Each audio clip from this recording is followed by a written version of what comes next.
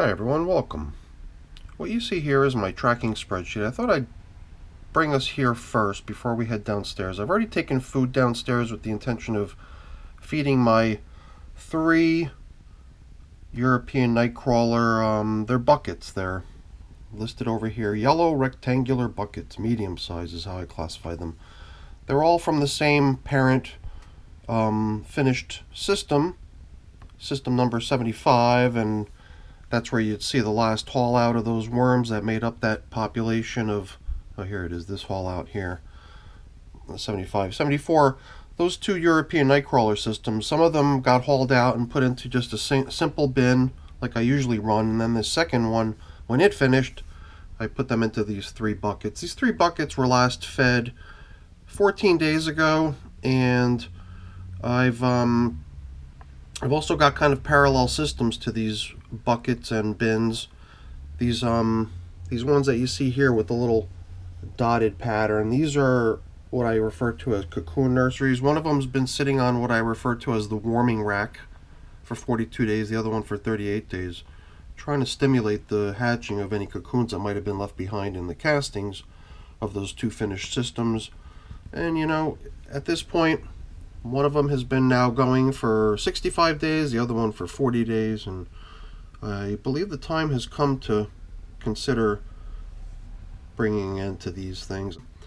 I don't think I'm actually going to touch the cocoon nurseries today. I've just got this to-do item of feeding the buckets, but at some point I'd like to pick one of those 3 buckets as the recipient for whatever final haul out of baby worms we're able to get out of those cocoon nurseries. We did a haul out of worms back on the 17th, and the worms that came out of there were actually added to my mixed system, but if we do another haul out, I thought I would add them to one of my European nightcrawler buckets. So I'm gonna head on down there now. Like I said, I've already got food down there waiting for them, ready to feed. Just gotta slip on a glove and get to work. So here you see the warming rack with the cocoon nurseries. Christmas lights that are creating the warmth down here are plugged in right overhead, and you can see the glowing light from the Christmas lights underneath. It's these 2 cocoon nurseries I'd like to bring to an end. I'm also using the warmth here to trying to saturate my newly made bedding I made yesterday. Try to get that moisture in there to evaporate. So here we've got the food that we've brought down for them. I'm going to split that little portion of coffee 3 ways into each of the buckets, and I've divvied out the cantaloupe rinds in an even way to allow each of the 3 buckets to get a similar amount. So I'm going to need your help here. We're going to feed each of these, and at the same time we're going to try to figure out which of these systems has the fewest worms, so that system is where we're going to end up putting whatever babies we've hauled out of the cocoon nurseries. So let's just go into this feeding with an attempt to see if we can quantify how many worms inhabit each bucket. Alright, let's get up onto the bench and get to work. Besides a nice portion of food, some of the things you typically include with your feedings is bedding. Here we've got some of my prepared shredded paper, cardboard mix bedding, and just a box of everyday leaves. There's also a couple other things that you sometimes include in your feedings. There's the grit. This is pulverized eggshell in my case. And what else? Oh, well, if we need it, we've also got our little spray bottle. Could spray a little bit of moisture into the system if we find that it's a bit dry. We're going to be doing these in order. So, you know, like I said earlier, it'd be nice to figure out which of these systems could use a few extra worms to help in the equalization of the populations. I mean, you did see in the spreadsheet there was an estimate of 400 in here. It's all very rough because I simply started with what I thought to be an estimate of how many worms occupied the original container when they all lived together, which I thought was 1,200. In 3 ways it was 400 each. So this is the side where the coffee filter was resting on top. This is the side where it was last fed. The last feeding there was an apple put in here, but it wasn't broken open, and if I know my apples in worm bins, it's probably still just sitting there whole. Stuff seems a little bit dry. That's the one thing about this sort of bedding. Early on, it just has a hard time hanging on to its moisture. There we go. The idea of this bin getting its feedings was going to be alternating from side to side, going so like on this occasion we were checking in on the feeding that was applied 14 days ago, and it was on this side, so we'll leave it over here so we can let it continue, and then next time we come in there will be even more elapsed time for us to see the progress. Oops. Just weird how like the peel of the apple is like coming off it as one whole object. And there's this mushy applesauce inside. That's so weird. I don't think I've ever seen an apple get peeled in such a way. Very cool.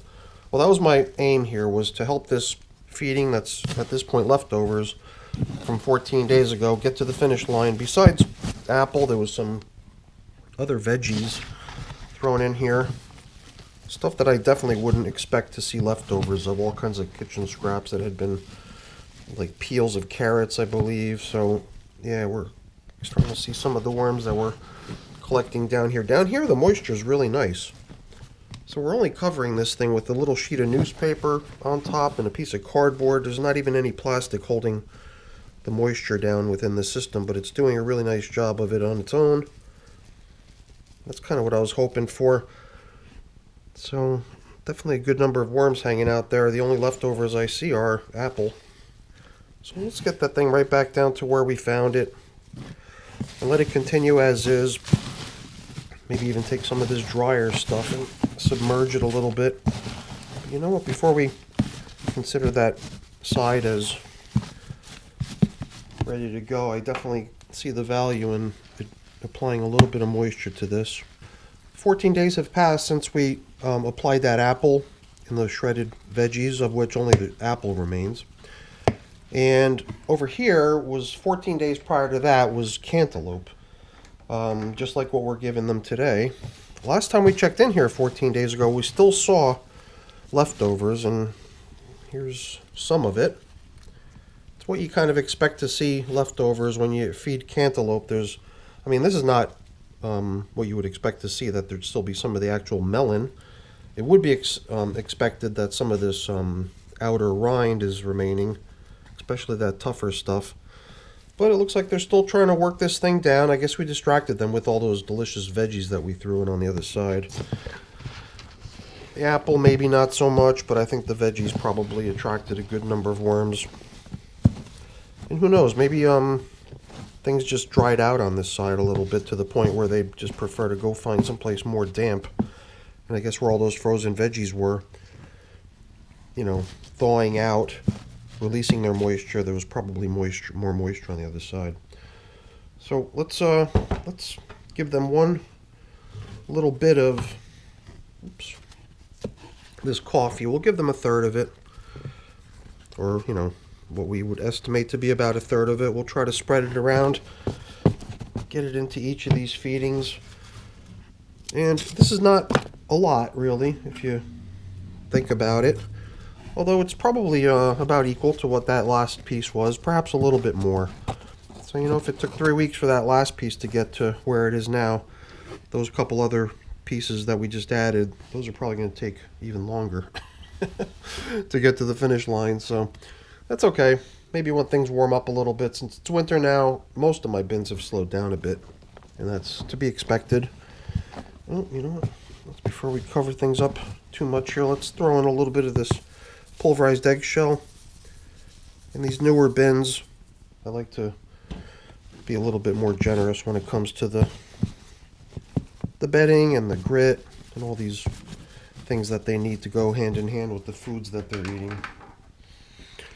Let's drop a little bit more moisture down into this feeding area.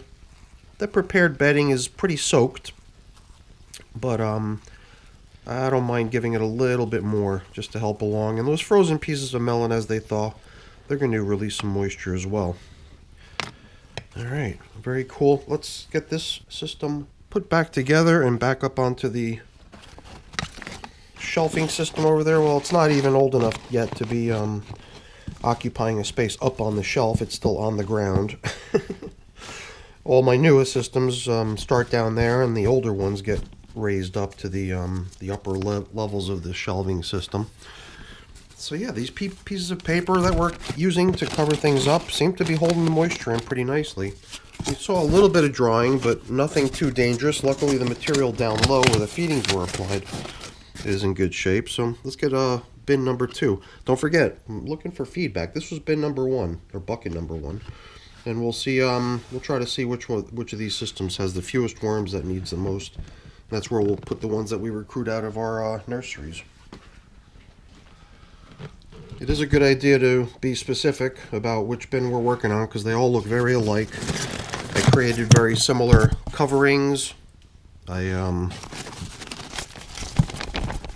been trying to feed them very consistently. We tried to start them with an equal number of worms, but I'm sure there's one of these that'll come through as looking like maybe the slowest to have broken down its food portion, or just visibly a smaller number of worms just from looking at it. Maybe we'll be able to tell. There we go. This is bucket number 2. The number 2 is written onto that piece of paper right there. Alright, so here too we're going to have an apple. I wonder if it's going to try to peel itself like the other one did. I would imagine that none of the veggies that were put in here along with the apple would be remaining, but there again, like we said a moment ago, that could be a telltale as to a system that is actually a little bit shy on the numbers and could use a little bit greater number of worms to level the playing field between all the buckets. But it does seem like all the veggie scraps down here have been consumed. I saw a good number of worms hanging out throughout the material. So I guess the only other thing to do here would be to at least give this apple a similar, I guess, competitive edge if there's going to be a race between the apples. At least get the skin off this thing and then put it back down there a little bit less protected from further consumption. So I'm trying to be consistent. I don't remember. I think we did probably apply a little bit of moisture down into that feeding area because we were putting some of that drier stuff in there. I'm trying to manage these very similar to one another. I would almost say that this system does seem a little bit drier than the other one. That's probably the reason I'm just continuing to apply the moisture over here. I wonder how many leftovers of cantaloupe we're going to find in here. Let's do a quick probe down into the section where the cantaloupe had been.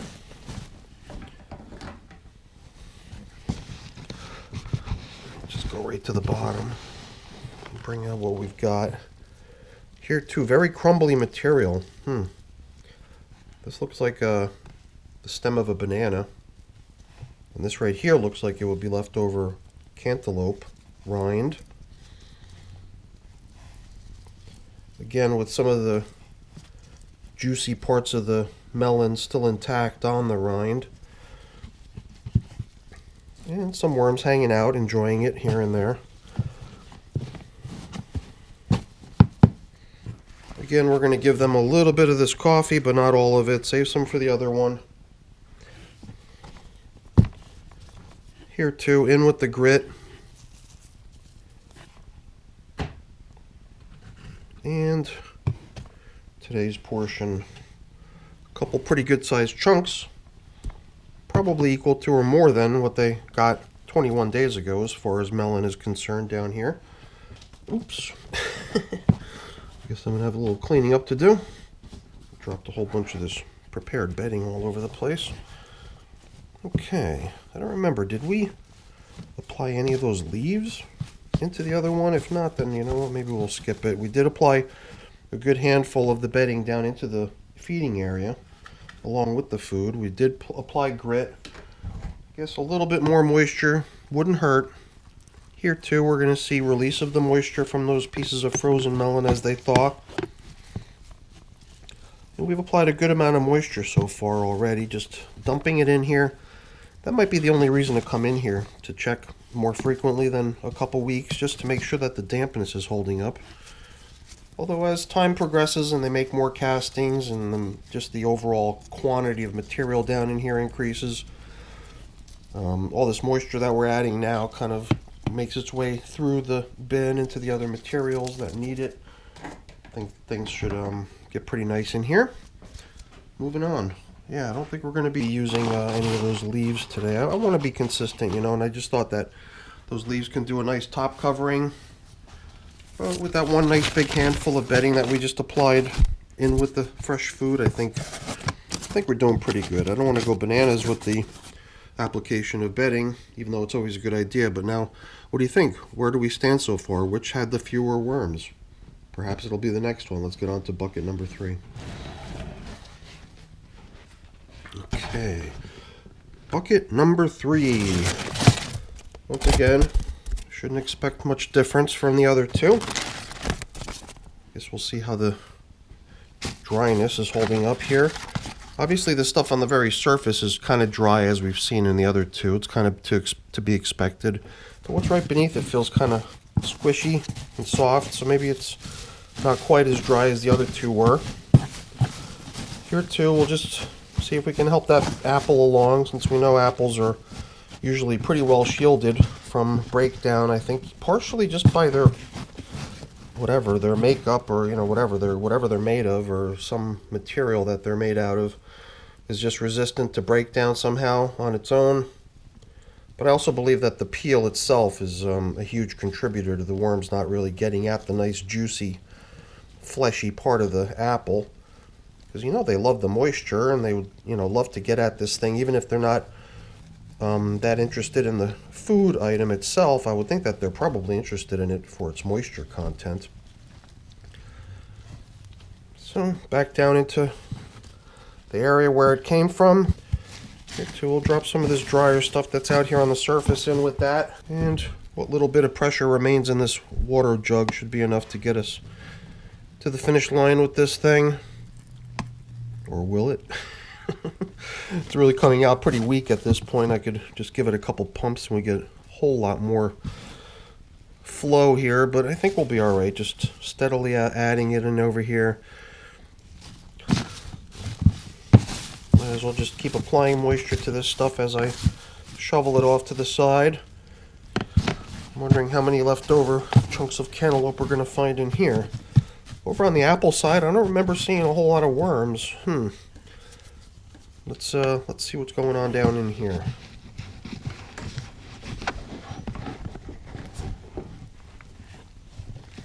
The moisture's nice. Perhaps a little bit more moist down here than what we saw in the second system. The second system, I think, was the driest. We applied a good bit of moisture. I don't see any leftover cantaloupe, though. Oh, there it is. It was hiding behind my forearm.